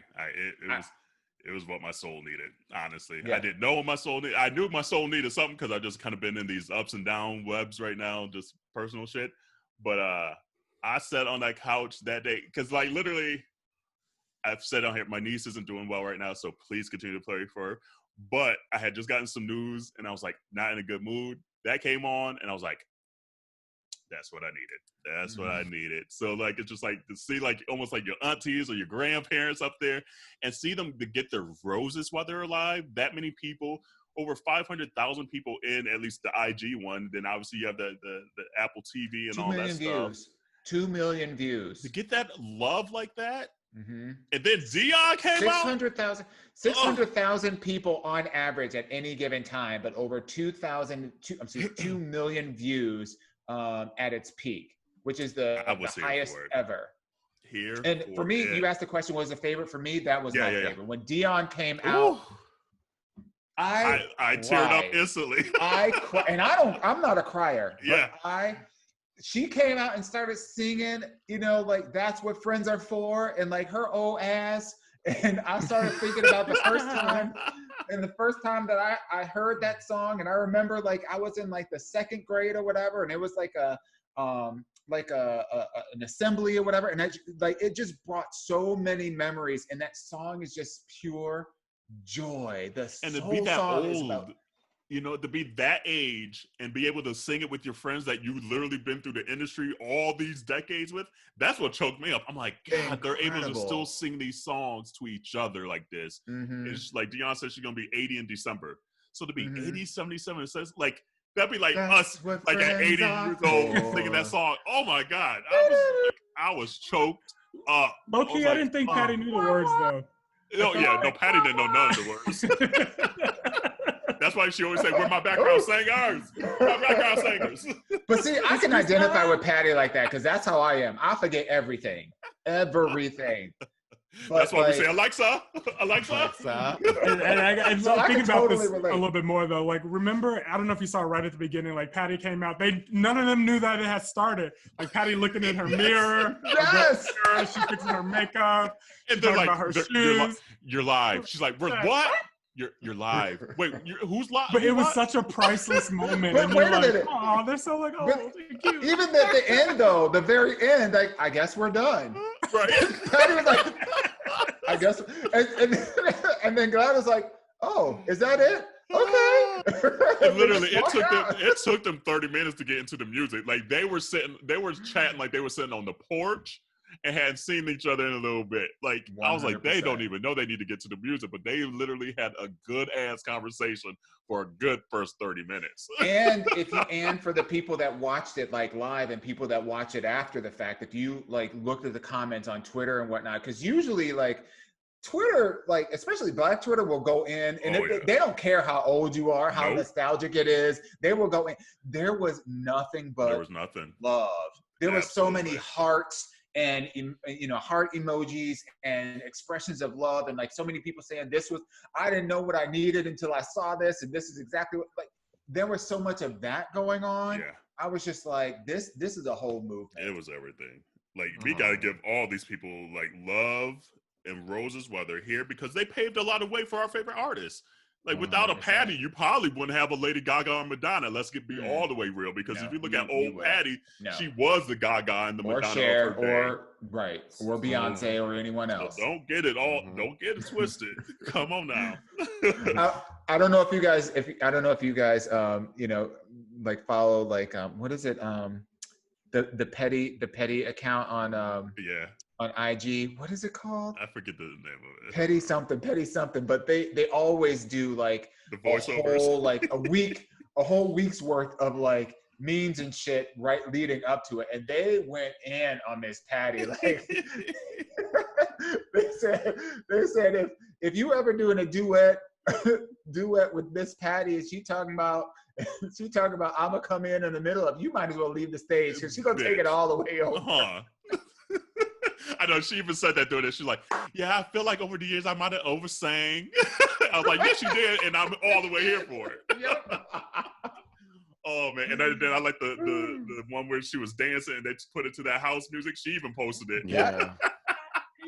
I love that. When she got up and started dancing and stuff, I said, oh, this is gonna go viral. I'm like, come on, Patti, you better get them wings. I love it. Gladys is just sitting there all classy and just rocking and but Gladys had that jet black wig on. She had that jet black. Like that was like going to like the some kind of like church event. Like it was like a big spectacle of it. Like they came to like really enjoy that experience. She said, I'm gonna wear all these sequins. Lord. And can we talk about that sequin suit? Like, I need that for Christmas. That's my Halloween outfit this year. I'm about to be Gladys. Oh man. But anyway, it was everything. It was everything. So Versus continues to bring it. So we'll see what's next. Someone said they want to see Quincy versus Stevie, which I was like, ooh, because Quincy got some hit. Like even just the Michael Jackson catalog of Quincy alone goes against everybody. But I was like, okay, Quincy was kind of more the producer and composer. I want to see Quincy versus like almost a Berry Gordy, and then I want to see like Stevie versus like God, I don't know. Stevie's just up there too. I don't know. So last week we were trying to think of man, and I was like, how did I not think of Stevie and Lionel Richie? Stevie would eat Lionel. Yeah, you think? But so? Lionel's. I'm just trying to think of like I'm trying to think of like era, like and who's alive still. You know what I mean? And who has enough hits to go up against Stevie? Right. Woo. Yeah. I don't know. It might have had to be almost like a Steve. Yeah, I don't know. It would have to be a Lionel Richie because there's nobody else on that caliber left that have like the catalog and that were alive to have to go up against. I hope they find someone because I want to see Stevie live because Stevie be the king of shade too. True. So yeah, they keep finding these verses. I can see him and Lionel doing it, and I think that would actually be really fun. That would be cute. Yeah, because Lionel's like Uncle Lionel. You like, I don't know He if is, y'all he is such a cat daddy with them, like, you know, but do you guys eyes. but do y'all see him on like American Idol as a judge though? Like I haven't been watching it. I actually enjoy American Idol because of Lionel Richie. He's like, he's a straight shooter. He's like that uncle who'll be like, look, it wasn't the best. You could have done this, but I have to give you that tough love. It's a no for me. But you need to work on A, B, C, and D, and guarantee you, you know, like he will like make you feel like, okay, I still got this. Like, what about Smokey Robinson? I thought about Smokey too, and I was like, okay, like he just so he's old. From that era. Yeah, and maybe it's Stevie versus Smokey. Because I mean, that's a whole Smokey was Motown. Smokey Robinson was Motown. Yeah. So that might be a good one. Stevie versus Smokey and Barry versus Quincy. Let's do it. Wow. We still got to get Mariah out here, which her book comes out like soon. I can't wait to read. What about Anita Baker? I think, did I say it on here or maybe on Twitter? I forget. Yeah, Anita I think you Baker said it on versus here. Tony. That's what you said. I was talking with my mom, and my mom suggested Tony and Anita Baker. I think that would be dope. Just because like Tony, like they literally or like, Babyface and L.A. Reid signed Tony because Anita was popping at the time, and she had a similar tone, so that's why they signed Tony Braxton. So there wouldn't be a Tony without Anita. She had a tweet. She tweeted something about her not. She was like, "You not getting me on there." She tweeted that on Sunday. Tony already said she was like, you not no man. Or we could do like Anita Baker and like Sade or something like that. Ooh, that'd be interesting. That'd be pretty. That would be a tough one. That'd be a whole mood. That would be a tough one. Give me like, I don't know. I'm gonna eat that on a Saturday night because I know I'm gonna be in such a mood afterwards, and I'm not. You're gonna have to light some candles, right? Exactly. Like you're gonna have the light. You're gonna have the lights off with the candles lit, sitting there with a glass of Hennessy, two-stepping. Like, need to be like a caftan on or a bubble. You have to move all the furniture back. You're right. Like shit. It's like we for real. Corey, you get your ass ready. That's what that is. After this.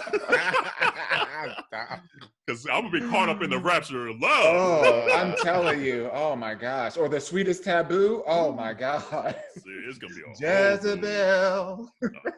Wasn't born. By the way, speaking of Tony, I don't know if y'all heard her new album. It's good. It's so good. It's good. Her new album is so good from front to back. Yeah. Really, I haven't listened. There was like one song that made me cry, and I was like, "Oh, Tony, like you sang on this. Like she got you a couple." Even her things. last album was good. The Sex and Cigarettes or something like that. Yeah, that was a good album. Yeah. Like people are still sleeping on Tony. Like she's still putting out real classic, good Tony R&B. I'm here for it. Her little whatever she be doing. I just wanna dance. Body still snatched. Girl, she's so pretty to me. She is. She is so pretty to me. Black don't crack, boo. Or I mean, at least with a little Botox and whatever we got to do, keep it together. But vibrators. Ooh. Yeah, remember she? Okay, I told y'all this before. I told y'all this before. Yeah, I told y'all this like a few episodes ago about Tony being on Twitter, and she was talking about her makeup regimen, and she had like a little vibrator that she like uses to stimulate the muscles in her cheeks, for the stimulating some lips. I don't know which ones. She used a vibrator on her cheeks. She literally said that. That's where that moan comes. That's how she get that. And then before we get out of here, too, I saw today that the Big Ten is going to be playing some football. They got pressured into it. So for all our gays and everyone that likes football, I still at least enjoy college football. I don't watch the NFL. I ain't watching a damn football get kicked. And honestly, I didn't even watch football last week because I don't know if I completely agree with it. I know the reason why they're doing it is because it's a moneymaker. They need money. Go ahead. No, I was saying they need money. That's exactly it. So that's the reason why they're doing it. I'm still on Black Lives. They still ain't solved that issue. That part. But it's like you're still putting these kids at risk. So it's just like. Yeah. I know. When I was in college, I went to a Big Ten school and I was a cheerleader for 3 years. And Where'd you go? U of I, University of Illinois. Okay. U of M. I was a gopher. No, but I'm just thinking about all these kids who are like missing their sports and missing cheerleading, missing football, and that whole experience literally was the highlight of my college career. I believe it.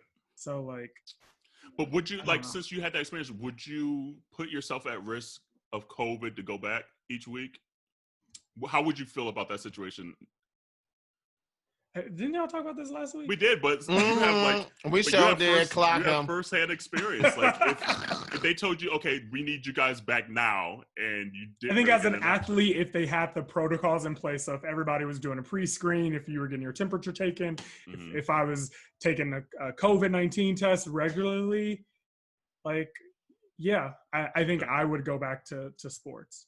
Okay. You know, one of the tweets that I saw that really just it just hit home with me, and it said, we have all these tests for these football players and these basketball players every other day, but the hospitals can't give out simple tests on a day-to-day basis.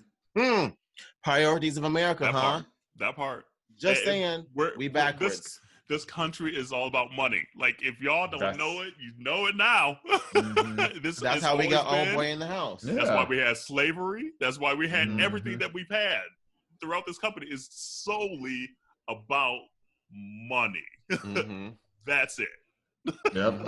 100,000 people can die, but we ain't gonna stop these, like these colleges from playing, the sports from playing. Like, we're gonna get them all the Lysol disinfectant that they need, even though you can't find it in the store. We're gonna get them all the sanitizer that you need, even though we're struggling to find it in the store. We're gonna give them all the COVID tests that they need, even though the hospitals don't have enough. All the ventilators, all everything. Because we know it's gonna generate money. And then on top of that, some of these schools hiding behind, not having enough money for the schools, and then starting cutting some of these programs because they're saying they don't have. I'm just so upset when it comes to college sports on a whole different level. It just don't make any sense. So I'm not here for it. I'm not here for it. It is sad. And the kids are like the ones that are like the collateral damage of it, and that's the sucky part. It's like a lot of these kids have true talent and skill and drive to want to do this and compete and whatever. And yet they're like the collateral damage, and they really don't ultimately care about them as long as there's money coming in. Here's the funny thing about it. We use the words kids. They're not kids. They're not in the demographic that is less susceptible to COVID. Right. They are now in that adult demographic that can absolutely get it. Young adults. Right. But yeah. But I mean, a lot of people who are in charge are looking them as like if they're kids, absolutely. as if, they're fine. Like, no. When it comes to COVID, they are in that age bracket Rona that can absolutely give it. Rona like the city girls too, like I said. Okay. Like a couple weeks ago, both my mom, my stepdad, and two of my sisters all tested positive for COVID, and we're battling COVID sisters. Thank God that everyone is fine and they are on the meds and everyone's good. But literally within 2 days, all of them had tested positive. And it's just like, the shit's real, people. It is absolutely real. And what's also real, what should be real, is justice for Breonna Taylor. Because that $12 million, let me tell y'all, it's hush money. It's to try to silence them, because if you giving out $12 million, that means you know that something was wrong. And it's $12 million of taxpayer dollars, not dollars. It's our money. And let's be clear, although this wasn't explicit in any of, which I'm surprised that it wasn't explicit, but it wasn't explicit within any of the communications about this settlement. They just kind of ran with the $12 million because that's a headline. But this is a civil case. Yeah, and so when there is a death that happens, when there was a murder that happens, you have two opportunities. You have a criminal case, which would then be against the police department and those that are, that perpetrated the murder, which has not happened yet. And this is a civil case. So you always have the opportunity of doing both. And so the good news is, at least in recent publications, because I'm not a lawyer, but I do read a lot.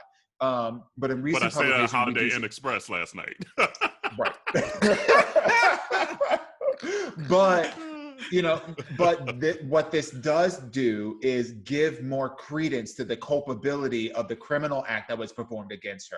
So although this is not an indictment of the police and their involvement in murdering her, It was never about that. This is a civil case. It is a completely different legal context, but it does give credence and credibility to the criminal case that will ultimately be brought against the police department and the specific police officers that were involved. Here's why I think not completely but here's why I think they're trying to. It's still both messed up. But I think this is why they're trying to hush it up a little bit and get. When's the last time you've seen a civil case get through this quick? Before a criminal case ever. It's rare. So part of me is just like, I think they got it through quick to at least change slightly the perception of the case before this criminal case. Because it's literally rare, especially this amount of money, for the civil case to be decided that quickly. And I was like, right, especially before they're arrested too. And I was like, how did they get this civil case through that? Like, literally, civil cases take years a lot of times, especially this grandiose of a case that everybody knows about. So I'm like, I think the biggest, you got this shit through in like a month. The biggest difference is because you have a legal system that has laws and measures of culpability that are quite different in a civil case than absolutely. It is in a I know case. that's why I'm even more shocked. In this particular instance, there is a less burden of proof to decide culpability, and there was so much public outcry that allowed this case to come to fruition a lot faster than you would ordinarily. No, I'm telling you because. I know. There's been others that didn't take this fast. Think of the O.J. Simpson case, the civil case, not even the criminal case. That took years. For them to even get a civil case took years. And there's no case bigger than O.J. So I get the Breonna, that there's just a lot of eyes on it and things like that.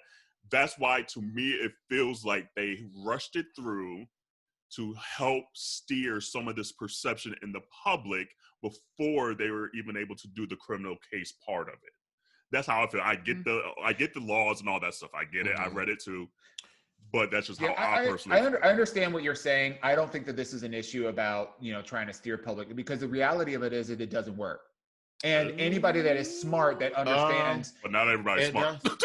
Well, no, let's be clear. If you see what's happening on Twitter and how people are reacting to this is, if that was their intention, it has failed. Honey, but we live in America. You got to remember that. Like, you can't. I think Black Twitter in America is different. But I like the truth is, like, it's fishy because we've seen so many of our people be murdered by the police, and there's been so many injustices. It is crazy just how fast this happened. We have had so many L's. Like, you can't help but pause and be like, is this real?